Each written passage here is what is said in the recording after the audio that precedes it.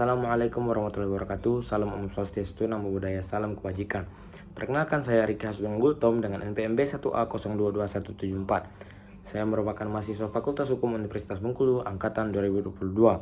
Di sini saya akan menjelaskan tentang tugas kelompok saya mengenai mata kuliah hukum pidana adat tentang penyelesaian pelanggaran adat delik perselingkuhan Kikono di Pulau Enggono, Kabupaten Bengkulu Utara. Adapun sejarahnya, di Enggano ini terdiri dari 6 suku, yaitu Kaitora, Kaahoa, Karubi, Kaharuba, Kauno, dan Kamai.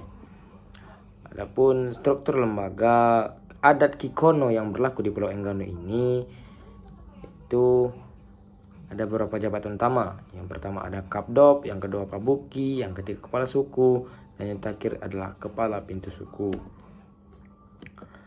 Adapun mekanisme penyelesaian dari sengketa adat yang terjadi pada adat Kikono ini yaitu lebih cenderung bersifat informal dan lebih mengutamakan musyawarah dan mufakat. Mekanisme penyelesaiannya yaitu melalui 3 tahap, yaitu penyelesaian sengketa di tingkat keluarga, terus ada penyelesaian sengketa di tingkat pintu suku itu adalah kepala suku, dan yang terakhir ada musyawarah adat oleh Pabuki dan Yahawa. Nah, sanksi adat yang diberikan itu sesuai dengan keputusan Pabuki dan Yahawa, biasanya bersifat restoratif, yaitu lebih ke pemulihan hubungan sosial antara pihak yang bersalah dengan antara pihak yang bersengketa.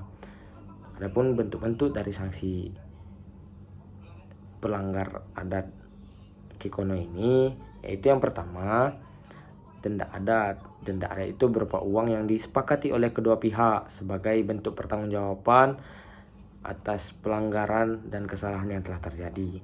Yang kedua ada pengembalian barang atau warisan yang disengketakan. Nah, itu juga sebagai simbol untuk pemulihan kembali dari yang sebagai sanksi dari pelanggaran adat Kikono. Yang ketiga ada permintaan maaf. Permintaan maaf ini harus dilakukan oleh pihak yang kalah dengan melibatkan tokoh adat dan keluarga sebagai saksi dari perdamaian tersebut. Dan yang terakhir ada pembayaran atau pemberian benda simbolis. Pemberian benda simbolis ini yaitu seperti parang atau kain adat dan sebagainya. Itu sebagai tanda perdamaian